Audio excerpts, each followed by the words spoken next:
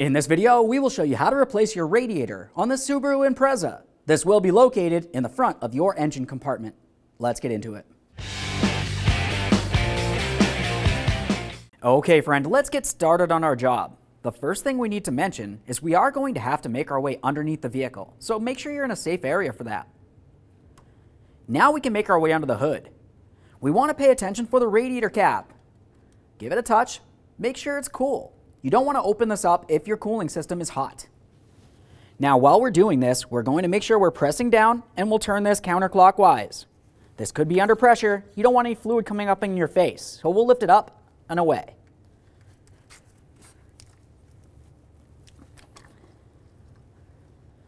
Give the radiator cap a quick inspection. Make sure it doesn't look like it's damaged or worn in any way. Commonly, it is a good idea to go ahead and replace these when you are doing the radiator. Now we're going to make our way under the vehicle. You may have to safely raise and support it to get under. We have to remove the entire lower shield here across the front. To do this, you'll find that you have 6 push clips, 3 along each side. To remove these, you can use a small screwdriver or trim tool. Generally, to remove push clips, you go ahead and pull out the center to unlock it, and then you can remove it by removing the outer portion as well.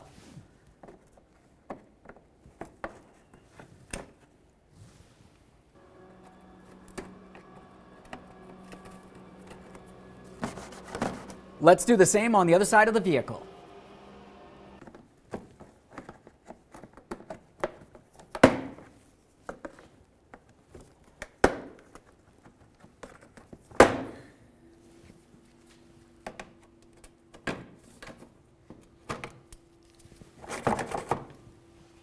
With both sides of the skid plate broken free, we're going to continue on to removing our 4 12mm headed bolts. You'll find that you have 2 along the rear and 2 along the front. Along the back side here, you do have a hook that will hold this up. That's why we're starting along the back.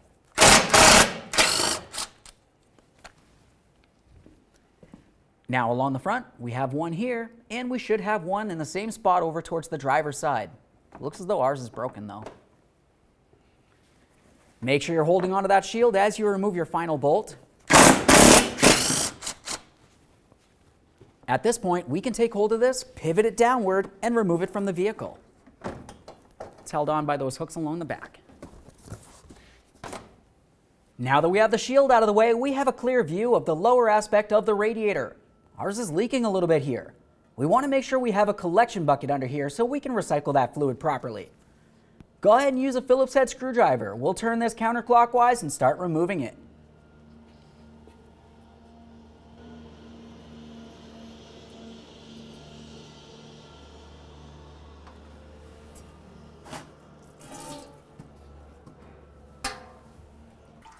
While we have that draining, let's continue our process. We have to disconnect the fan motors. Now for this, down along the bottom, you should find that you have a wiring harness along each side. For this, there's a locking tab. We'll use a small pocket screwdriver to gently press that in and disconnect this. Inspect both sides for corrosion. We'll set that wiring aside. Obviously, we're going to do the same on both sides.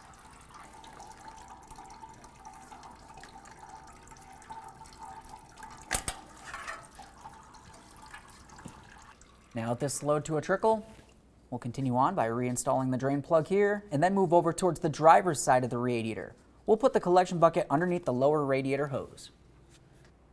With our collection bucket under here, we're going to take hold of the clamp. We'll give it a little squeeze.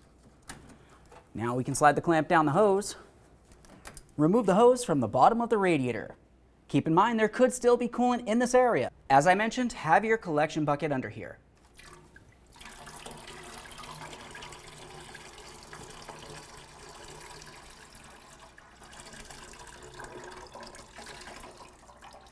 Once you have the hose off of there, just give the hose a quick squeeze. Make sure it's soft and pliable and it's not torn, worn, or damaged. This one looks fine. We'll set it aside. Let's make our way back up inside the engine compartment. It's time to remove the upper radiator hose from the radiator. Squeeze the clamp, slide it down, remove the hose.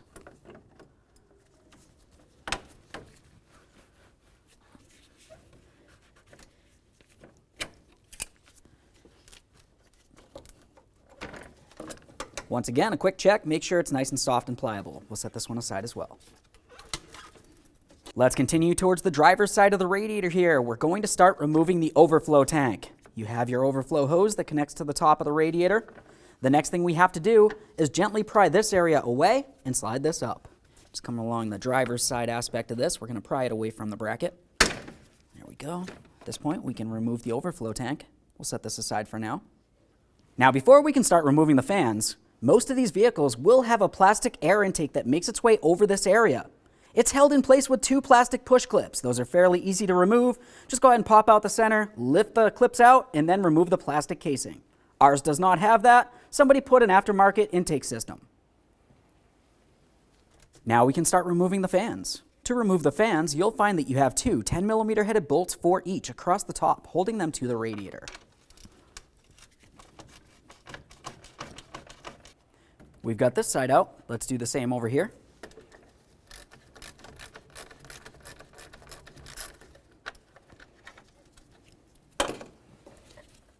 Take hold of that fan and remove it from the vehicle. Let's come over here and do the same thing. It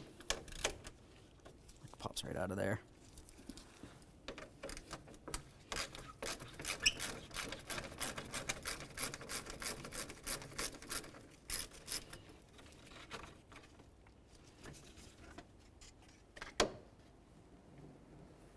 With the fans out of the way, we can start dismounting the radiator. Along each side of the radiator, you will have a bracket that's holding the radiator in place. Use a 12mm to remove the mounting bolts.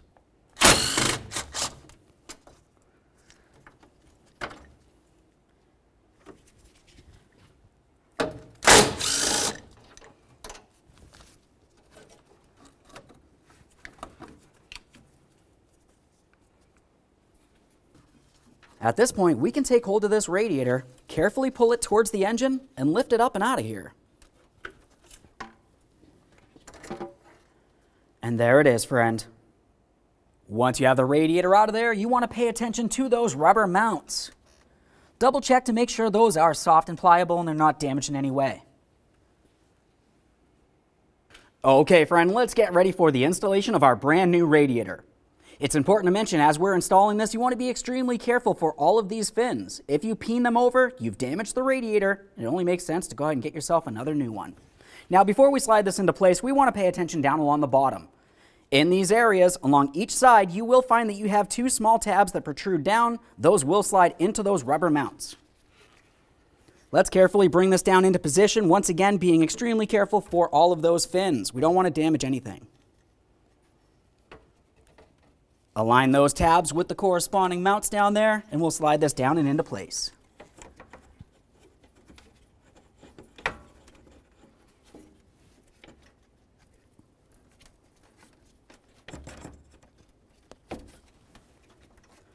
We'll press this down. At this point, if you have any fog lamp wiring, you want to make sure you have that routed in the same position. Now we can install our brackets along each side.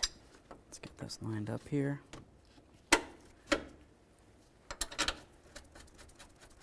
Before we tighten this mounting bolt, let's do the exact same thing on the other side of the radiator.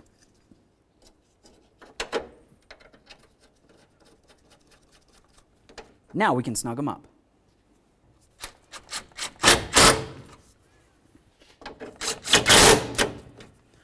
Just make sure that's nice and secure. Before we install the cooling fans, let's have a look down along the bottom of the radiator. In this area is where you're going to find the mounting points for each one of those cooling fans. With that said, we can have a look at the cooling fan itself, and you can tell that it has the 2 tabs down along the bottom that will fit into those holes.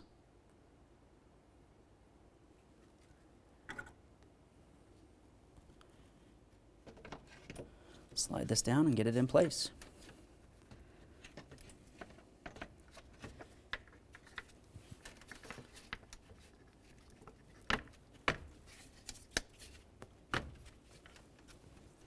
Once you feel as though you have that in place, we'll start in each of the mounting bolts for the cooling fan. After they're both started, you can snug them up. Right there is where it bottomed out. We'll just make sure that's snug.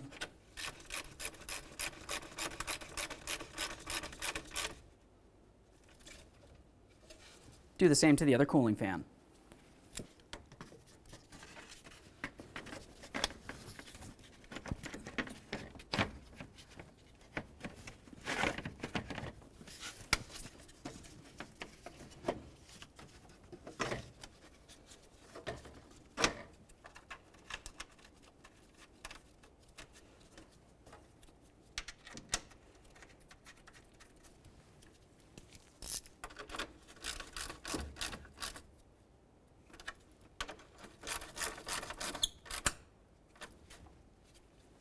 Now we can install the overflow tank. Along the bottom of this, you can find a small locating tab, and if you were to look straight down, you have the hole for that to align with. I'll take this and start sliding it into position. We just want to align that lower hole.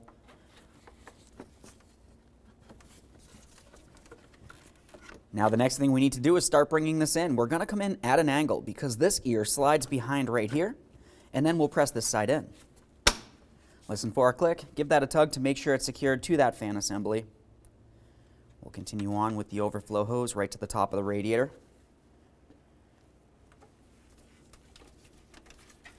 Now it's time for the upper radiator hose. We'll slide that into place, press it on to the radiator as far as you can. It's bottomed out completely here. Now we'll take the clamp and we'll slide it into its original position.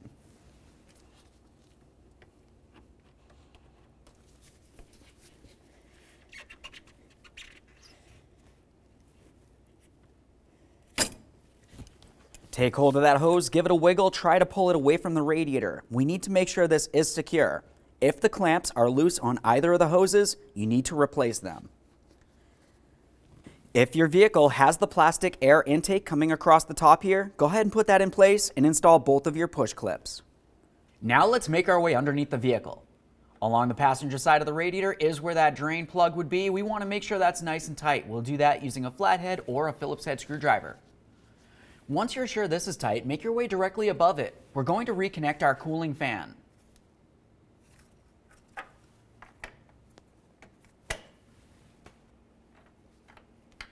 We'll make our way over to the other side, connecting the cooling fan over there. Now it's time to reinstall our lower hose to the radiator. Swing this over. There could still be coolant in here, so be careful.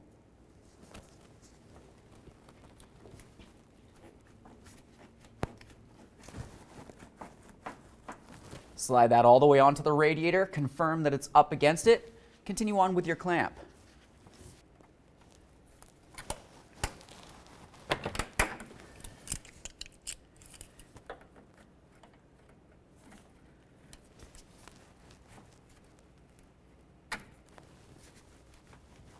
Make sure that's nice and tight. Now we can put on our lower skid plate. Along the back side of it, you remember that there are two small hooks, one on each side. Those will slide into this area, so we just want to hook it right on there. The next thing we'll do is continue on by lifting this up and aligning our 4 mounting bolt holes. There's 2 along the back, and there should be 2 along the front. You want to take each side and carefully bring it up into this area. As we bring it in, we're going to have to push it in between the plastic shroud here and the body of the vehicle.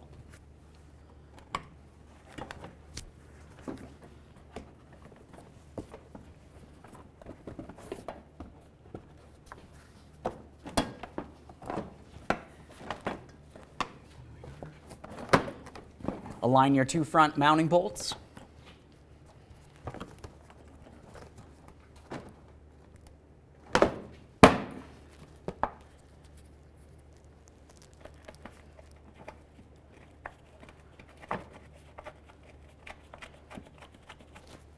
There should be one right here. Our bolt is broken in place, so we'll skip that. You should tighten yours though.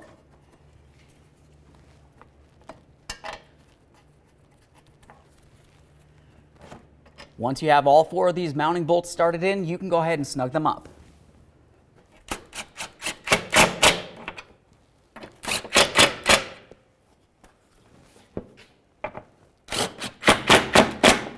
And then of course this one if yours has it.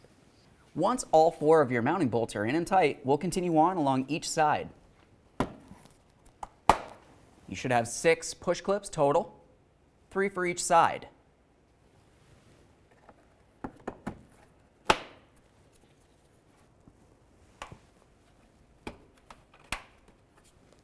Double check to make sure it's secure over here. Do the exact same thing on the other side of the vehicle.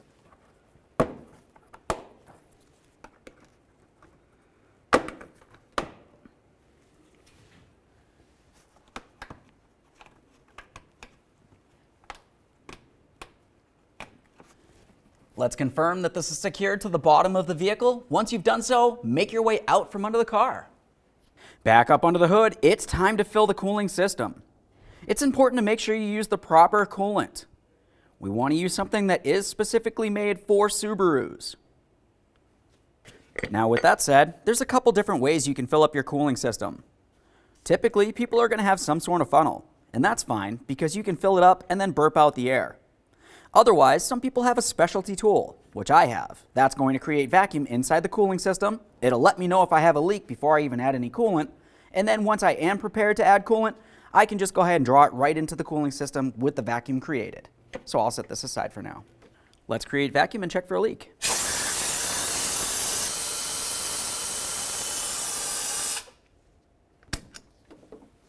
At this point, I'm going to pause. I want to watch this for a little bit and make sure that the needle does not drop. If it drops past the 25, into the yellow, or worse, into the red, you have a serious coolant leak. All right, let's start adding some coolant here.